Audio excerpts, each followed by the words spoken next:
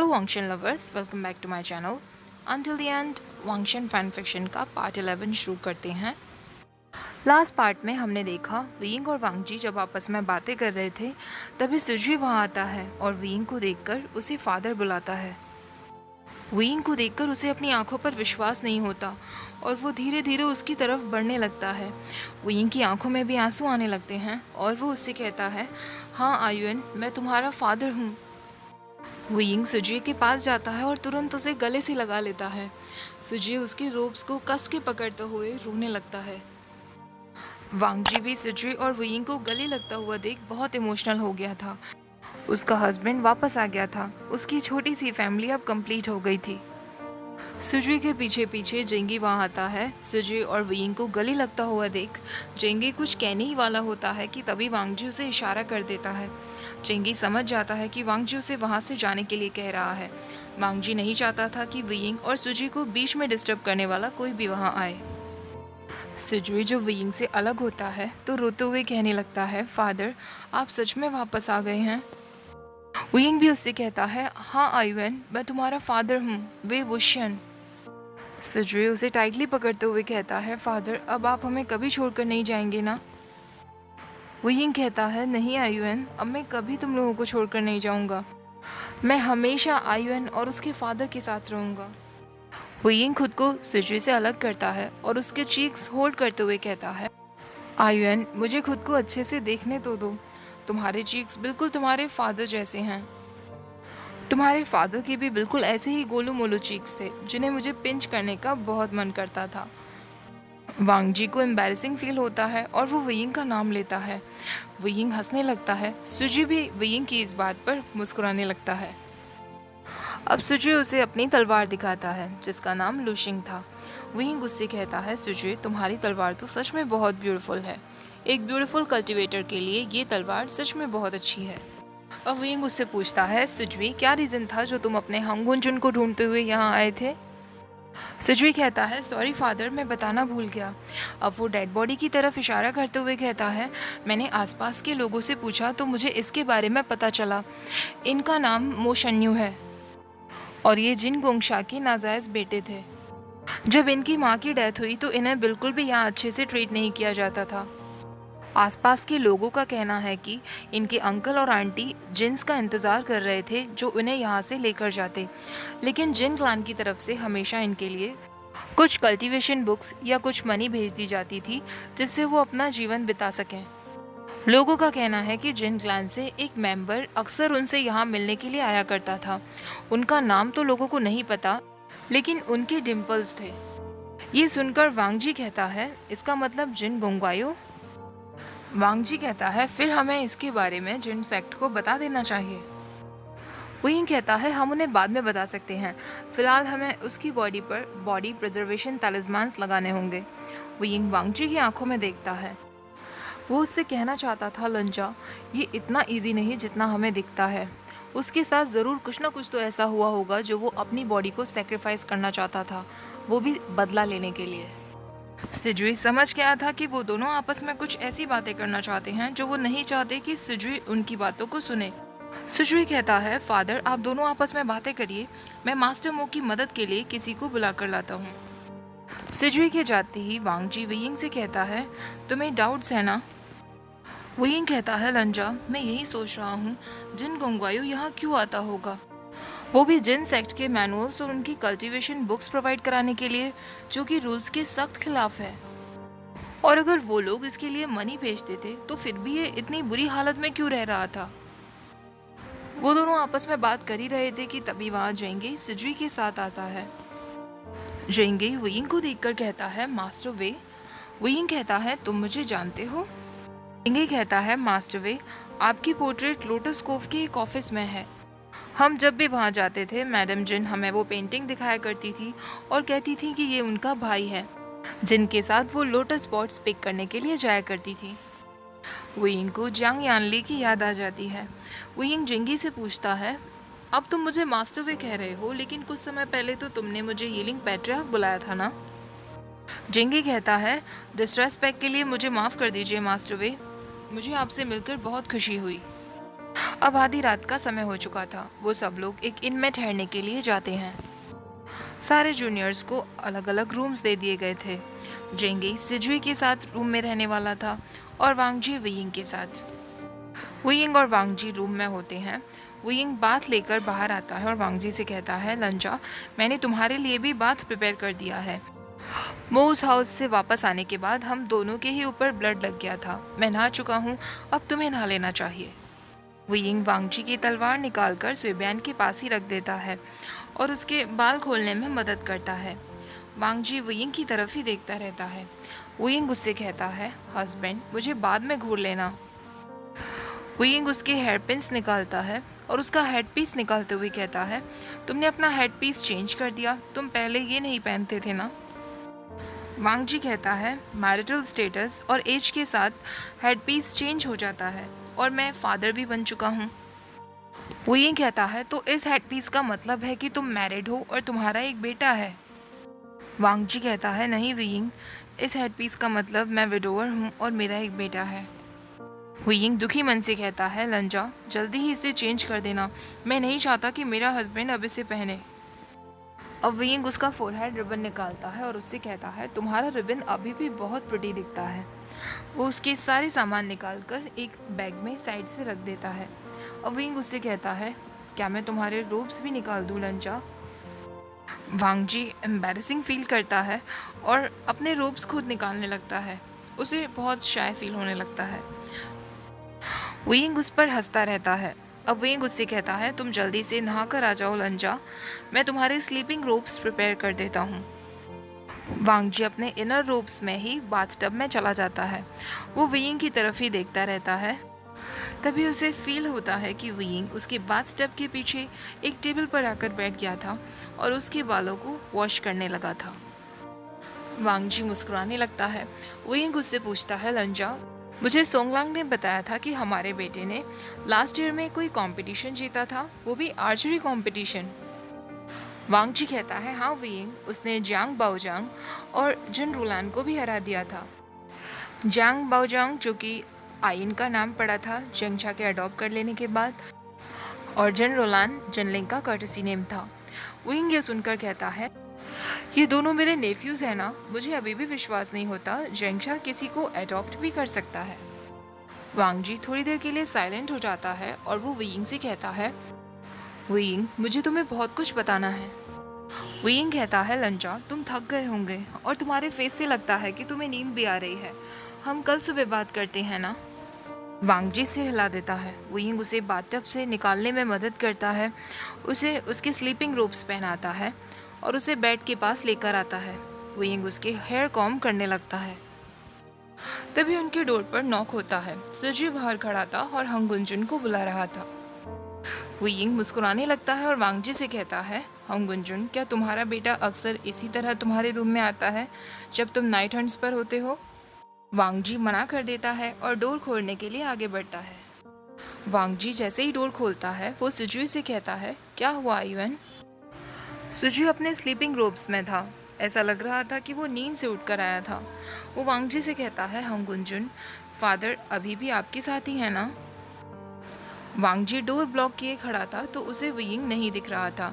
Weighing पीछे से आवाज़ लगाते हुए कहता है, सुजुई, मैंने कहा था ना मैं वापस आ गया हूँ और अब मैं कहीं नहीं जाऊँगा, मैं यहीं हूँ। वो डोर के पास जाता है और सुजुई को अंदर रूम में लेकर आता है। वो उसे अपने बेड के पास लेकर आता है। वेइंग उससे पूछता है, आयुन, क्या तुम्हें डर था कि मैं चला जाऊँगा? सुजुई उससे कहता है, जब से हम मो हाउस से आए हैं तब से मैंने आपको नहीं देखा। मुझे पता था कि आप यहीं हैं, लेकिन फिर भी मैं श्योर होना चाहता था। वेइंग उसे गले लगाता है और उससे कहता है, सुजुई, मुझे पहले जाना पड़ा था ताकि मैं तुम लोगों के लिए रूम्स प्रिपेयर कर सकूं।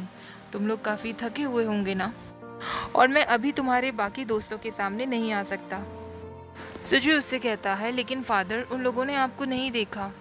वेइंग कहता है, मैं जानता हूँ, लेकिन फिर भी मैं अचानक जाकर तो ये नहीं कह सकता ना, मैं यीलिंग पैट्रियार्क हूँ, उन लोगों को शौक लग सकता है। सुजुई कहता है, शायद आप ठीक कह रहे हैं फादर, मैं भी उन्हें नहीं अभी बता सकता कि आप मेरे फादर हैं। वेइंग कहता है, हाँ सुजुई, अभी कुछ बातें हैं जो मुझे और तुम्हारे फादर को क्लियर करनी है। तुम्हें इससे कोई प्रॉब्लम तो नहीं होगी ना? सुजुई कहता है, फादर मुझे कोई प्रॉब्लम नहीं है, लेकिन फिर मैं उन सब के सामने आपको क्या बुलाऊंगा? वही गुस्से कहता है, मैं कोई अच्छा सा नाम सोचूंगा और तुम्हें कल बताऊंगा। अब तुम्हें आराम करना चाहिए। तभी वो सुजुई के बाल देखता है जो बिखरे हुए थे। वो उससे कहता है, क्यों ना मैं तुम्हारे बालों को बांध दूं? और सुजुई उसे अपना रिबन देता है, वही रेड रिबन जो वांगजी हमेशा उसके साथ रखा करता था। विंग वो देखकर कहता है, ये रिबन तुम्हारे पास कहाँ से आया? सुजुई कहता है, फादर बचपन से हमेशा मेरे रोब में इस रेड रिबन को बांधा करते थे, और अब जब मैं बड़ा हो गया हूँ तो मैं इसे अपने बालों में बांधता हूँ। विंग वांगजी की तरफ देखता है और उसकी आंखों में आंसू आ जाते हैं। वांगजी कहता है, विंग मैं तुम्हें सब कुछ कल बताऊंगा। सिजुई के बाल बांधने के बाद अब विंग उससे कहता है, अब तुम्हें आराम करने के लिए जाना चाहिए, और मैं तुम्हें प्रॉमिस करता हूँ मैं कहीं नहीं जाऊँगा, मैं तुम्हें सुबह यहीं मिलूँगा।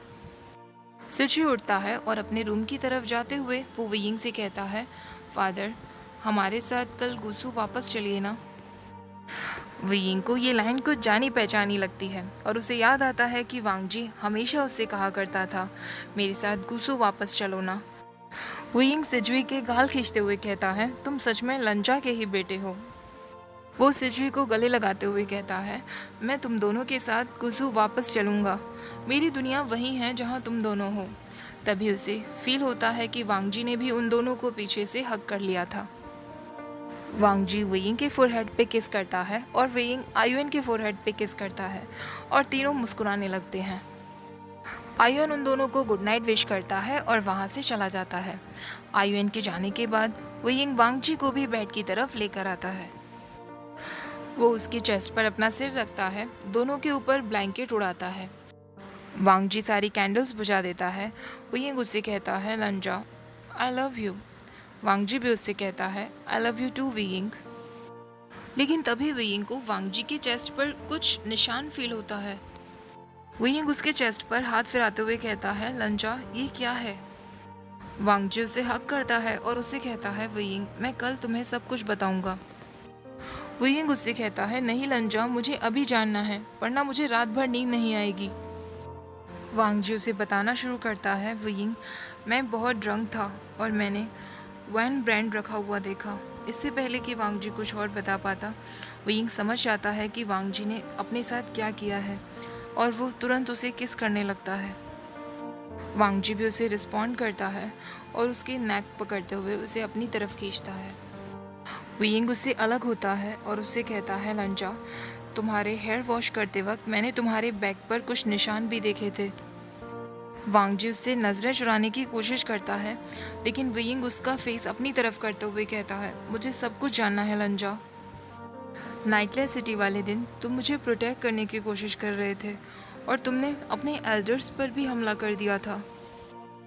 क्या ये उसी से रिलेटेड है? वांगजी कहता है, मैं नहीं चाहता था कि तुम्हें कुछ भी पता चले। विंग कहता है, तुम अपने ये निशान मुझसे कब तक छुपाते लंजा?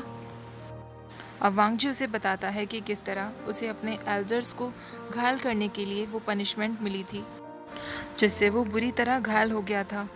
उसके ब्रदर और उसके अंकल बार बार उसे फोर्स कर रहे थे कि उसे आयुन के लिए जल्दी से जल्दी ठीक होना है। विंग रोने लगता है और उससे कहता है, लंजा तुम कल मुझे इस बारे में सब कुछ बताओगे ना? वांगजी उसे किस करता है और उससे कहता है, हाँ विंग। वांगजी विंग को हर कॉर्नर पे किस करता है, जैसे वो श्योर करना चाहता हो कि विंग उसके साथ ही है और वो कोई इमेजिनेशन नहीं है। विंग उसे गले लगा लेता है, अपना सिर उसके चेस्ट पर रखते हुए कहता है, लंजा मैं यही हूँ तुम्हारी बाहों में और मैं हमेशा यही रहना चाहता हूँ। वांगजी एक और बार उसके हेड पर किस करता है और दोनों सो जाते हैं। अगली सुबह वांगजी जैसे ही उठता है, विंग को देखकर उसे रिलीफ मिलता है। इसका मतलब कल जो भी कुछ हुआ था वो सच था। विंग सच में अब उसके साथ ही था। विंग वांगजी के चेस्ट को अपना पिलो बनाए सोया हुआ था और उसका एक हाथ वांगजी के रोब्स को पकड़े हुए था। 5 बज चुके थे लेकिन वांगजी नहीं उठना चाहता था। वांगजी विंग को ऐसे ही घूरे जा रहा था। काफ़ी समय बाद जब विंग की आंखें खुलती हैं, विंग भी वांगजी को गले लगा लेता है और उससे कहता है, गुड मॉर्निंग लंजा। वांग जी भी उसे गुड मॉर्निंग विश करता है और दोनों एक दूसरे को मॉर्निंग किस करते हैं। और विंग उससे पूछता है जूनियर्स कब अपने रूम से बाहर आते हैं। वांग जी कहता है वो सब 7 बजे ब्रेकफास्ट के लिए बाहर आएंगे। विंग कहता है चलो अच्छा है, हमारे पास अभी भी 1 घंटा है बातें करने के लिए। लंचा, मैं अब और ज़्यादा वेट नहीं कर सकता, प्लीज़ मुझे सब कुछ जानना है। वांग जी उसे सब कुछ बताने के लिए तैयार हो जाता है। विंग कहता है तो मेरे जाने के बाद क्या हुआ था लंचा। वांग जी कहता है उसके बाद क्या हुआ मुझे याद नहीं विंग, लेकिन नेक्स्ट टाइम जब मुझे होश आया तो मैं अपने एल्डर्स के सामने अपनी पनिशमेंट में बैठा हुआ था। ब्रदर ने ब्यूरल माउंट्स में अपने कुछ लोगों को वहाँ भेजा था वैन चिल्ड्रन को ढूंढने के लिए, लेकिन उन्हें वहाँ कोई नहीं मिला।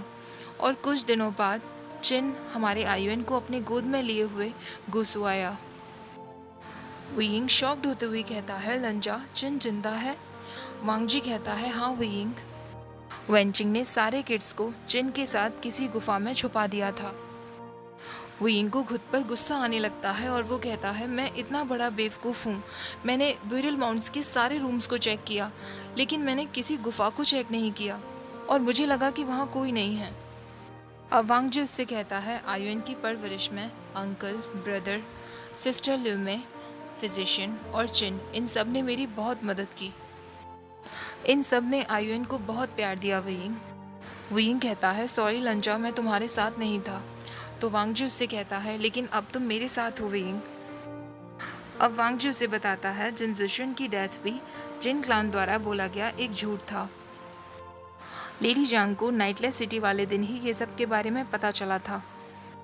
विंग कहता है शिजे ने सच में बहुत कुछ सहा है। अब वांग जी उसे वैन चिल्ड्रन के बारे में बताता है जिन्हें जांग क्लैन ने अडॉप्ट किया।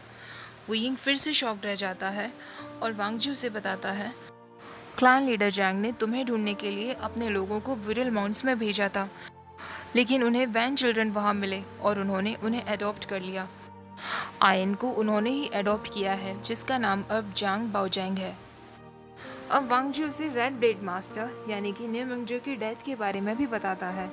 तो विंग कहता है लंजा, लेकिन वो जिंदा हैं। तुम्हें याद है मैंने तुम्हें बताया था कि मैं ये सिटी में ठहरा हुआ था, वहाँ मैं शू यांग से मिला था जिसके पास हमें रेड ब्लेड मास्टर की बॉडी मिली थी। इमोर्टल लैनगी और इमोर्टल बाओशन सैरे ने उसे चेक करते हुए कहा था कि उनकी कोर बुरी तरह डैमेज हुई है और उनके दिमाग पर भी बहुत असर हुआ है, लेकिन वो सांस ले रहे थे, वो मरे हुए नहीं थे। वांग जी ये सुनकर शॉक्ड रह जाता है। विंग कहता है लंजा, कोई रेड ब्लेड मास्टर को उनकी स्पेशल एनर्जी के थ्रू मार देना चाहता है और यहाँ हमें एक तलवार की आत्मा मिलती है जिस पर स्टिजियन टाइगर सील के निशान मिले हैं। मैं क्या मिस कर रहा हूँ लंचा। मुझे याद आया लंचा, ये सिटी में शुयांग के पास ये नायरन था। गैंगशिन के रूप में उस समय मैं कुछ नहीं समझ पाया था, लेकिन इमोर्टल लैनही ने मुझे बताया था। लेकिन इससे पहले कि वो उससे वो ये नायरन ले पाते, कोई मास्क मैन आकर उससे वो छीन कर ले गया। वांग जी कहता है लेकिन सारे ये नायरन तो डिस्ट्रॉय कर दिए जा चुके हैं ना। विंग कहता है मैं भी यही सोच रहा था लंजा, लेकिन अब लगता है कि अभी भी एक ये नायरन है।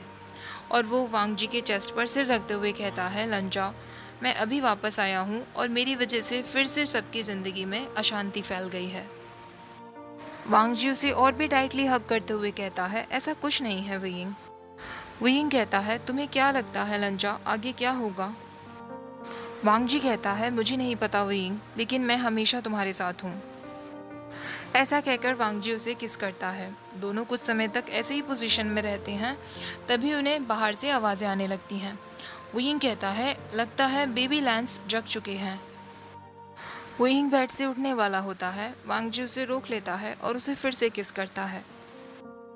दोनों मुस्कुराने लगते हैं। अब विंग अपने न्यू रोब्स निकालता है, रेडी होकर आता है और वांग जी से पूछता है लंजा, मैं कैसा लग रहा हूँ। वांग जी कहता है हमेशा की तरह ब्यूटीफुल, और उसका हाथ पकड़ के फिर उसे हक कर लेता है। विंग उसके हाथ पर स्लैप करते हुए कहता है लंजा, मैं सच में यही हूँ, मैं इमेजिनेशन नहीं हूँ, तुम कितनी बार मुझे ट्राई करोगे। लेकिन वांग जी उसकी कोई बात नहीं सुनता और उसे और भी टाइटली हक कर लेता है। विंग फिर मुस्कुराने लगता है। ओके गाइस, आज का पार्ट यहीं ख़त्म करते हैं। अभी हम चैप्टर 23 पर हैं। सॉरी गाइस, मैं हमेशा बताना भूल जाती हूँ। और कल से मैं लाइट ऑन मी डालना भी शुरू करूँगी, तो फिर आपको फिर एक दिन का वेट करना होगा। लेकिन प्लीज़ समझो यार, मेरा ड्रामा डालना भी बहुत ज़रूरी है। ओके, आई होप आज का वीडियो आपको अच्छा लगा होगा। वीडियो अच्छी लगी हो तो प्लीज़ लाइक, शेयर और मेरे चैनल को सब्सक्राइब करना मत भूलना। Thank you for watching. Bye bye.